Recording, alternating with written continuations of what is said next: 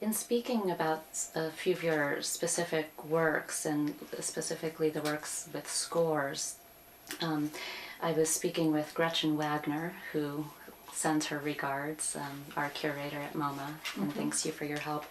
And she specifically wanted to ask you about the scores, in the sense that being trained as a musician, you're using scores but using text rather than musical notation or graphics. And she wanted to know if you could describe why this shift happened and how language functions in your work. Okay, that's a good question.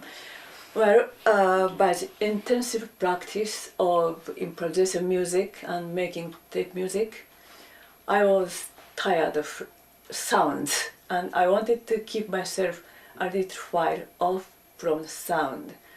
Then my interest was directed toward nature, which has been enchanting me from my childhood. On the other hand, I used to write a lot of poems and short novels throughout my school days. Actually, the writing was one of my hobbies. So you'd see it was quite natural and inevitable inevitable process that I changed from writing music scores to writing instructions to do some actions, poetic actions in the nature, or actions with a specific element of the nature.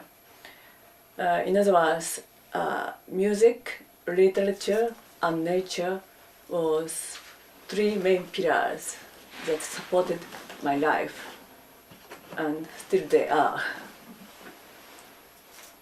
And about function of the text, well, I write usually just a simple text describing the fundamental idea, and it implies a lot of interpretation, lots of possibilities of interpretation, so that people can think about how to perform it.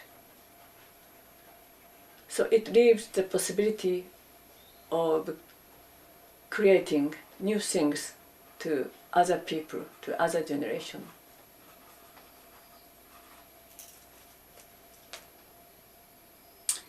The idea of allowing others to participate or assist in the creation, I think is interesting, and perhaps you could speak a little bit about your spatial poems. As you know, we have number 1 Okay. currently on view. Well, the pieces I was writing at that time, between 1963 or 4,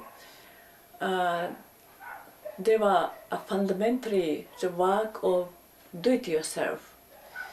But I soon felt that this direction would be the dead end in terms of communication.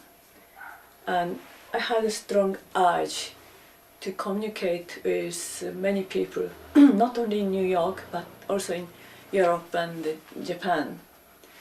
So I was wondering how to integrate these two, do-it-yourself and communication. It seemed to be a conflicting matter. But one day I got this idea.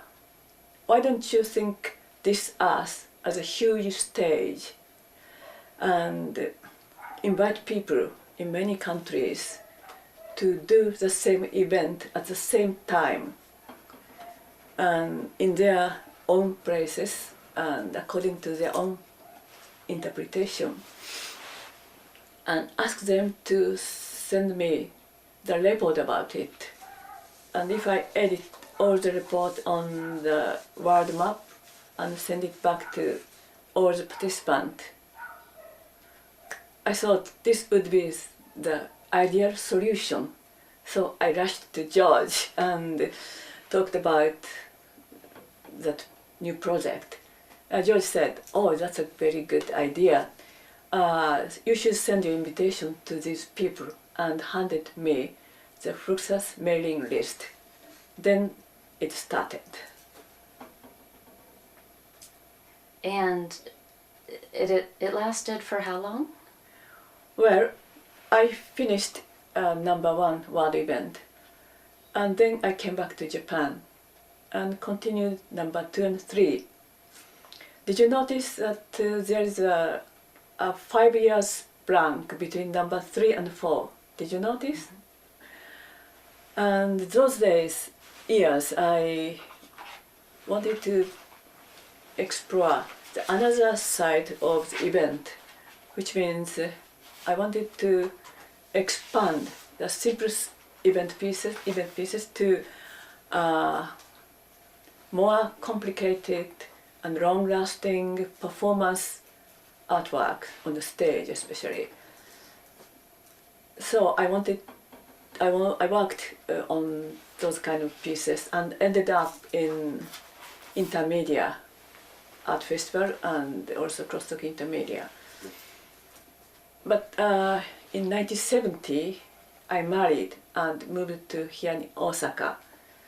Then my life was entirely changed because I had a baby soon, and I was kind of confined in the house. So I wanted to resume the series of special poems and started #4 shadow event, which I could work staying at home.